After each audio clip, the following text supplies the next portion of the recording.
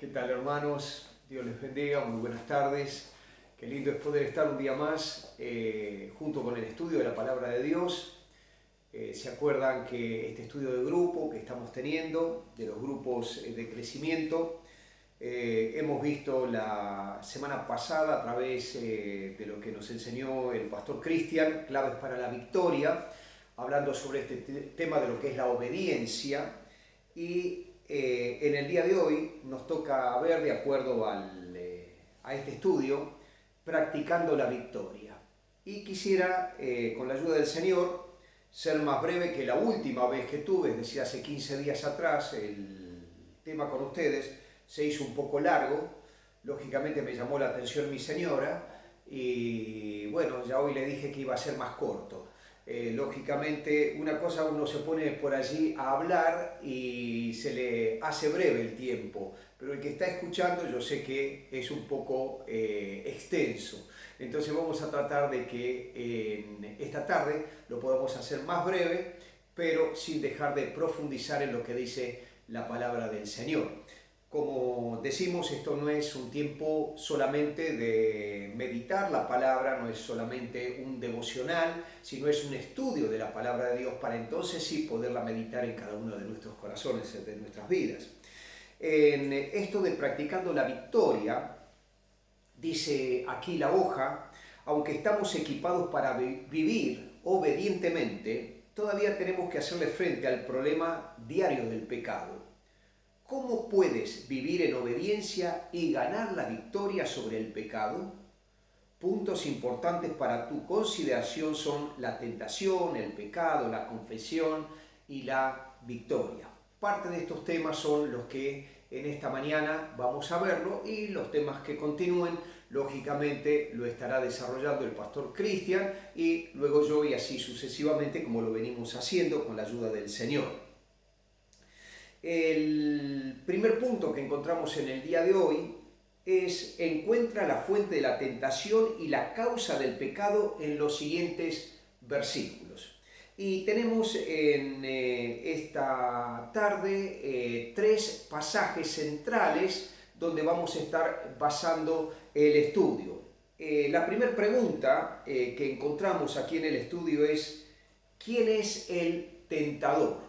Creo que es un buen punto de partida el saber quién es el tentador de acuerdo a la palabra de Dios. Y allí en Mateo capítulo 4 encontramos este pasaje tan hermoso de lo que Jesús tuvo que vivir en su propia vida al comienzo de su ministerio. Y dice acá del capítulo 4 de Mateo, del versículo 1 al versículo 3, entonces Jesús fue llevado por el Espíritu al desierto para ser tentado por el diablo.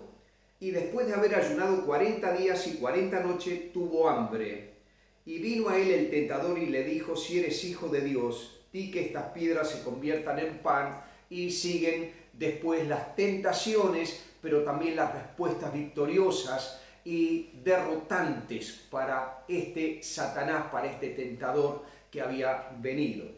Pero hoy quisiera hacer el hincapié en el primer versículo, donde dice que Jesús fue llevado por el Espíritu, e indudablemente es el Espíritu Santo, es Dios quien lleva al desierto a Jesús. No fue el diablo, sí fue Dios. ¿Por qué le lleva Dios? ¿Por qué le lleva el Espíritu Santo a Jesús al desierto? Indudablemente que Dios tenía como propósito no demostrarle algo a Jesús, porque Él era el Dios hecho hombre.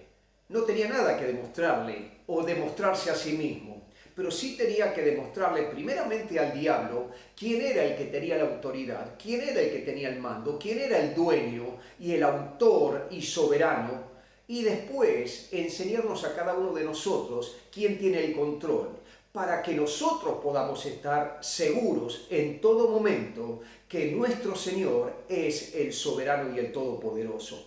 Fíjense ustedes que dice que fue llevado al desierto y hay una palabrita enseguida que dice ¿para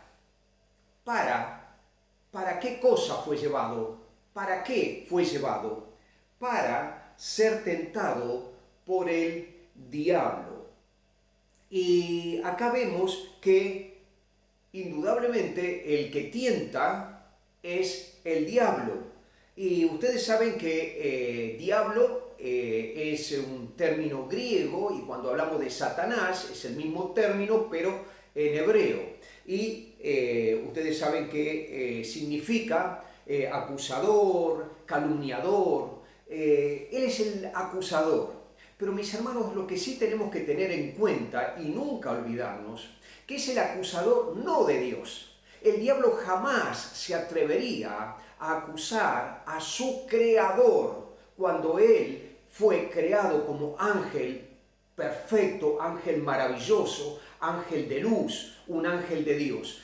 Él fue creado, es una creación, jamás se atrevería, ni se le cruzaría por la cabeza a Jesús, al diablo, acusar a Dios. Pero ¿a quién acusa? Cuando nosotros leemos allí en Apocalipsis, y esto me gustaría que lo podamos ver juntos, Apocalipsis capítulo 12, versículo 10, dice así la palabra de Dios, 12:10. Entonces oí una gran voz en el cielo que decía: ahora ha venido la salvación, el poder y el reino de nuestro Dios y la autoridad de su Cristo, porque ha sido lanzado fuera el acusador. Escuche, ¿a quién acusa? ¿De quién es él, el acusador? Acusa fuera el acusador de nuestros hermanos, y el que los acusaba delante de nuestro Dios día y noche. Ahora, fíjense mis hermanos, el diablo tiene como trabajo especial el encontrarnos en un renuncio, en una falta, en un pecado, para acusarlo frente a Dios.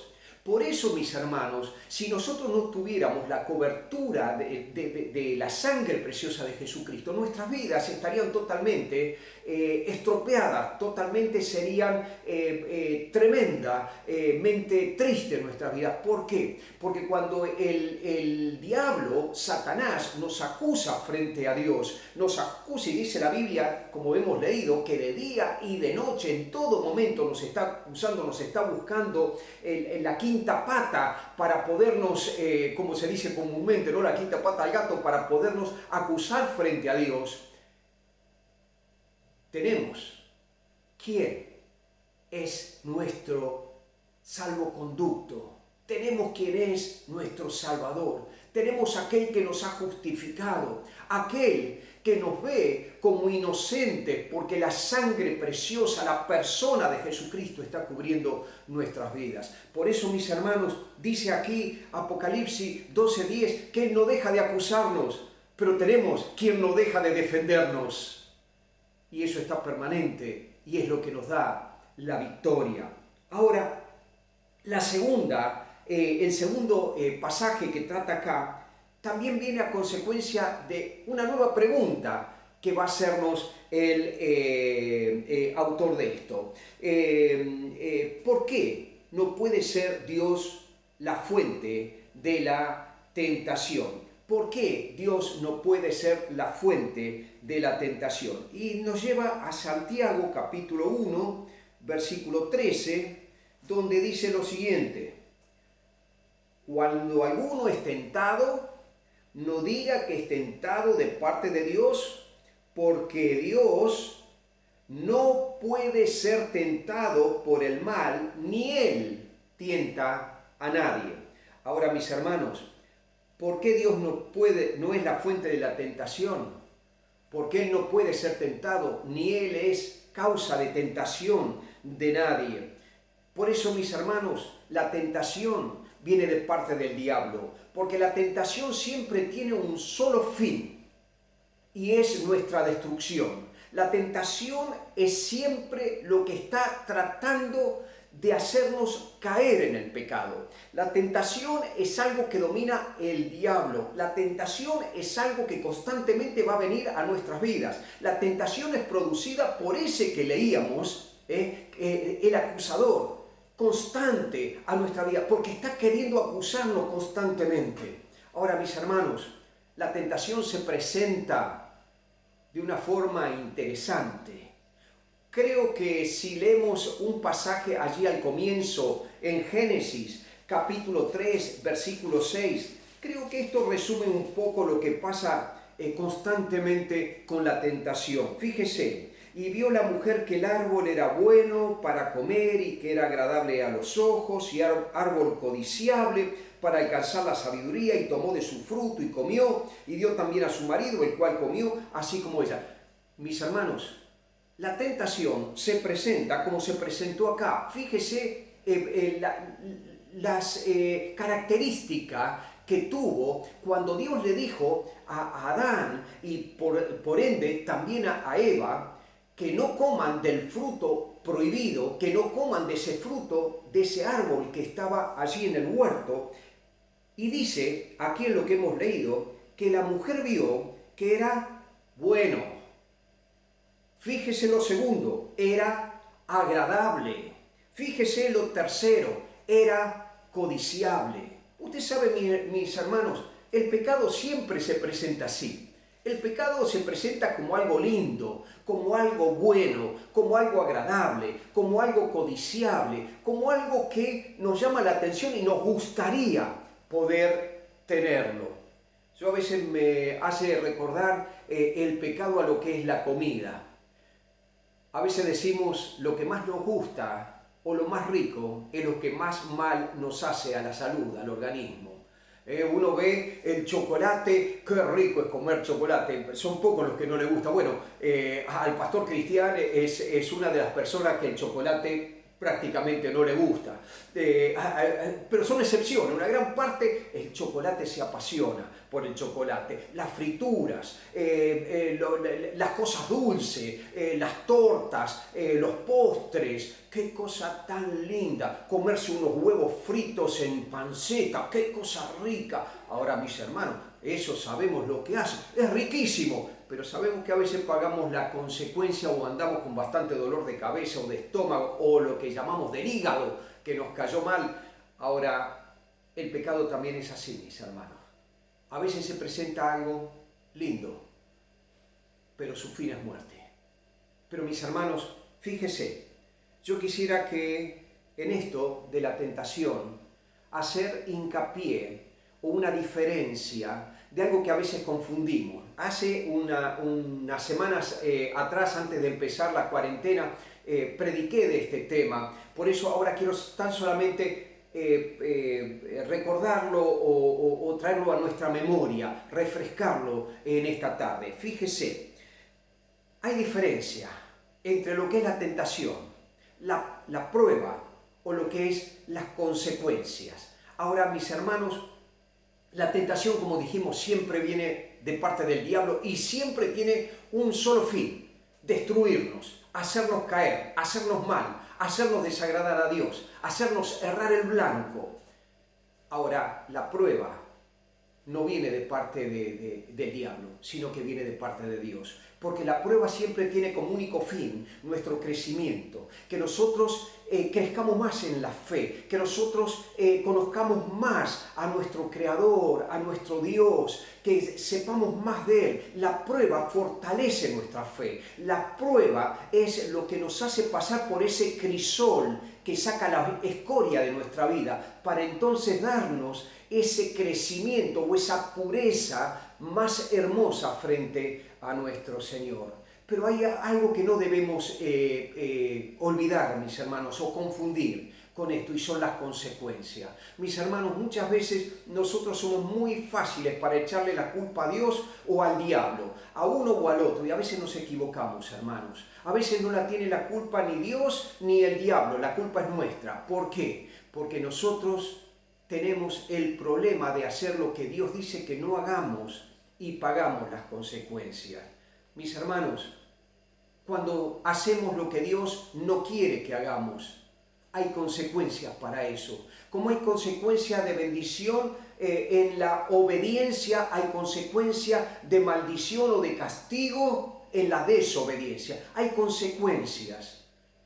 Mis hermanos, si hemos cometido algo mal, un delito, y vamos a parar a la cárcel, no podemos decir: Señor, ¿por qué prueba estoy pasando? No, son consecuencias de una mala acción, de un pecado. Si yo no he obedecido al Señor y he tenido un problema de adulterio, de fornicación, y la chica quedó embarazada, no podemos decir, Señor, ¿por qué prueba me toca pasar? ¿Por qué prueba le toca pasar a mi novia? Frente a la familia, frente a la sociedad, frente a los amigos, frente a la iglesia. ¿Qué prueba dura me toca? No es ninguna prueba, es una consecuencia de las malas acciones nuestras. Por eso, mis hermanos, tenemos que tener muy en claro, no podemos confundir la tentación con la prueba, porque la prueba siempre va a ser de bendición, la prueba la tenemos que sobrepasar, pero la tentación tenemos que resistirla, la tentación tenemos que decirle no. Por eso, mis hermanos, qué hermoso es cuando podemos, a través de la palabra del Señor, darnos cuenta que nuestra vida la tenemos que ir manejando y modelándola en base a lo que enseña la palabra de nuestro Señor.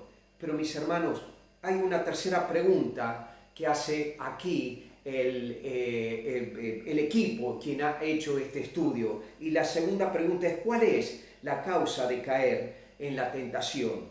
Y cita el siguiente versículo de Santiago. Leímos el 1.13, ahora vamos a leer el 1.14, que dice, cuando habla, no puede ser tentado por el mal ni el tienta a nadie, sino que cada uno es tentado cuando de su propia concupiscencia es atraído y seducido.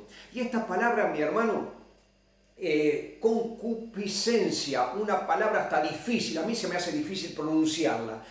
Concupiscencia es una palabra poco usada, pero que está hablando, mi hermano, lo que es el deseo nuestro interior, que es nuestra naturaleza, nuestro deseo a lo malo, a hacer lo que no agrada, y principalmente hace mucha referencia a lo carnal, a lo sexual, a lo que nos agrada, pero sabemos o como los resultados van a ser malos para nuestras vidas. Ahora, dice aquí la palabra de Dios, cuando uno es tentado, es de su propia concupiscencia, que es atraído y seducido. Ahora, mis hermanos, estas dos palabritas, atraído y seducido, tiene un significado interesante en la palabra de Dios, porque están sacados de un lenguaje deportivo, un lenguaje de la caza, de la pesca.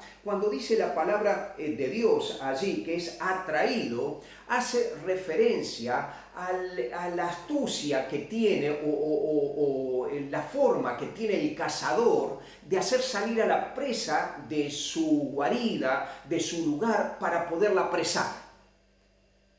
Y cuando dice aquí seducido, está haciendo referencia al pescador que pone la carnada en el anzuelo para que el pez vea esa carnada y quede enganchado del anzuelo y pueda ser sacado. ¡Qué figura tan interesante! Dice que nuestra propia concupiscencia nos lleva a esa atracción que nos va a llevar a consecuencias lamentables, a ser atrapado, a ser enredado, a ser puesto en el anzuelo, pescados.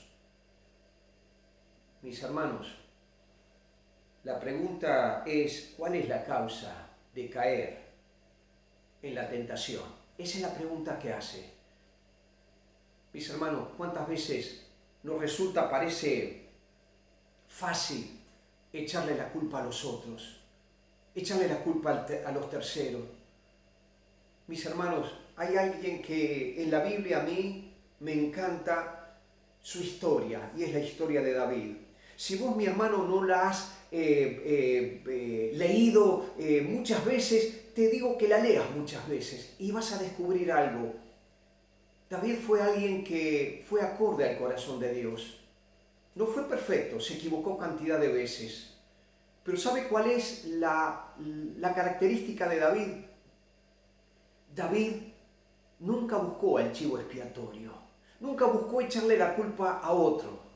David siempre enfrentó y dio la cara y siempre reconoció sus errores. Él cuando fue el pecado con Betsabé podría haber dicho, bueno, pero ¿a quién se le ocurre? ¿Cómo alguien se va a estar bañando? Una mujer tan linda como indudablemente era, tan hermosa, desnuda en la terraza, justo frente a mi palacio. Se sobreentiende de que yo no soy de fierro para no haber visto eso y no haberme tentado. Ella tuvo la culpa. ¿A quién se le puede ocurrir? No. Él siempre reconoció su pecado. Jamás mencionó a Betsabé que era la causante. Jamás la culpó. Jamás la mencionó como para que alguien vaya a pensar que Betsabé había tenido algo que ver. ¿Y se acuerda cuando hizo el censo? El Señor estaba matando a miles y miles, el ángel de Jehová estaba vengando, el ángel vengador, y estaba matando a cantidad del pueblo, y él tiene que clamar y tiene que decir, Señor, no a ellos no hicieron nada, el que me equivoqué, el que hice lo que no tenía que hacer, en este censo fui yo, Señor, no los castigues a ellos, el castigo lo merezco yo. ¿Qué diferencia con el rey anterior, con Saúl? Saúl siempre buscaba al chivo expiatorio. ¿A quién le echaba la culpa? Sí, Señor, no fui yo, fue el pueblo. No, Señor, fueron los enemigos. No, Señor, fue Samuel que lo llevó, por eso me apresuré. Señor, siempre la culpa era de otro. Nunca reconoció su error. Y mis hermanos, tenemos que tener en cuenta que tenemos un Dios a quien no podemos engañar. A los hombres sí, podemos darle las excusas. Y tenemos que tener cuidado aquellos que estamos en autoridad, hermanos. Comenzando por los pastores, siguiendo por los que están al frente de una empresa, por los dueños, por los jefes, por los supervisores, por aquellos que tenemos una autoridad dada. Y no nos olvidemos que toda autoridad es dada por Dios y tendremos que dar cuenta a Dios de cómo hemos ejercido la autoridad. De reconocer nuestros errores frente a Dios, porque es ahí donde el perdón y la limpieza de la sangre preciosa de Jesucristo llega sobre nuestras vidas. Es allí donde la obra redentora de Jesucristo se hace efectiva en el perdón de nuestras vidas. Cuando llegamos y decimos, Señor, yo me equivoqué. Señor, no fueron los otros, fui yo.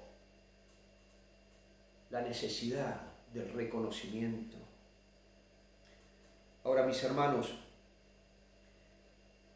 para terminar, quisiera llegar al último punto que tengo acá, y es la consideración, aquí dice, de 1 Corintios 10:13. Y 1 Corintios 10:13 dice así la palabra de Dios. 10:13.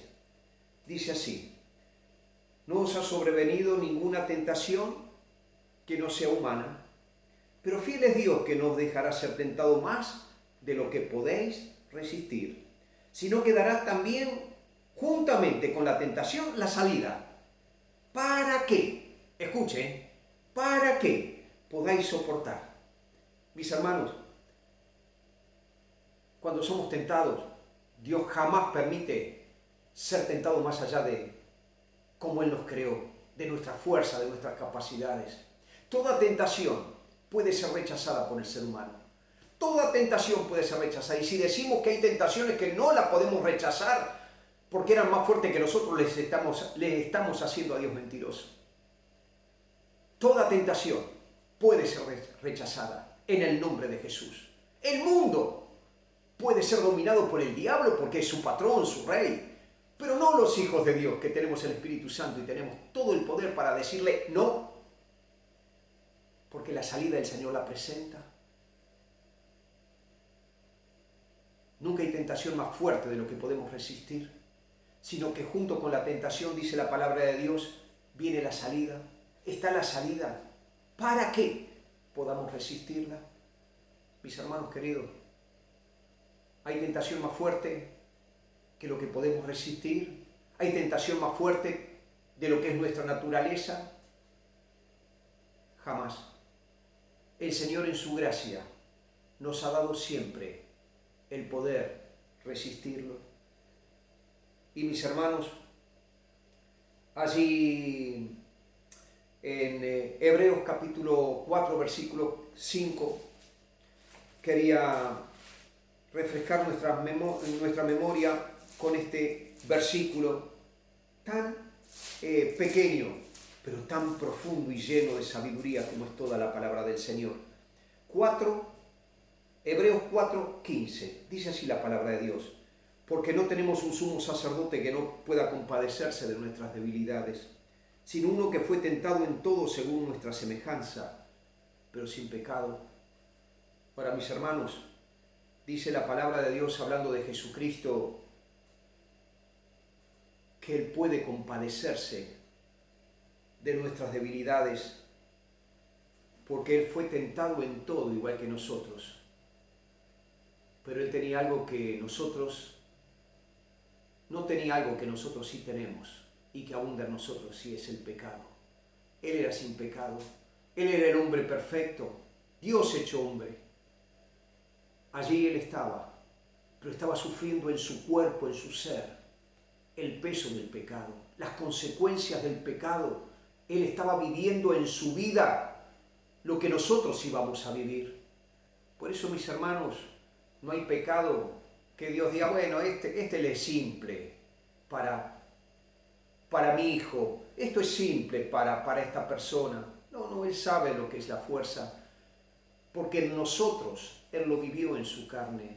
Él sintió la fuerza del pecado, Él sintió el valor destructivo del pecado, Él sintió las consecuencias terribles, mortales del pecado en su vida, sin cometer ninguno, sabiendo de que Él no iba a ser tentado jamás, porque la concupiscencia no estaba en Él, pero Él sabía que en nosotros sí.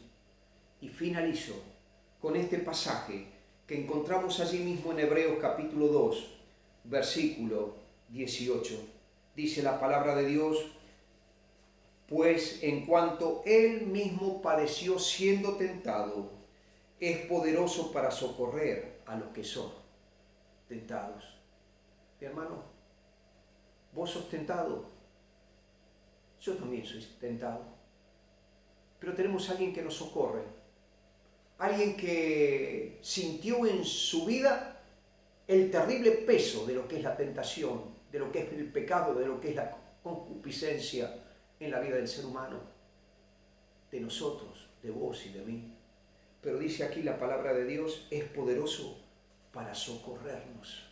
Es poderoso, Él tiene el poder, no nosotros, pero Él sí. Y Él mora en nosotros por su Espíritu Santo. Tenemos el poder y la victoria, porque Cristo es el victorioso en nosotros.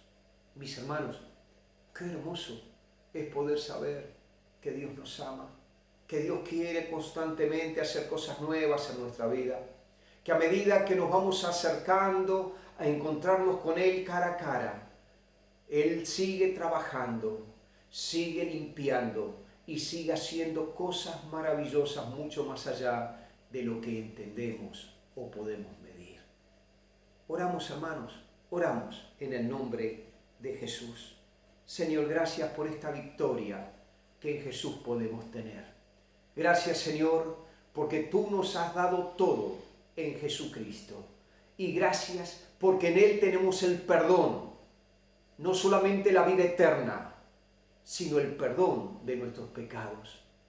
Señor, enséñanos cada día más y danos la fuerza cada día más para poderla poner en práctica contra el pecado, contra las tentaciones, contra todo lo que venga de parte del enemigo.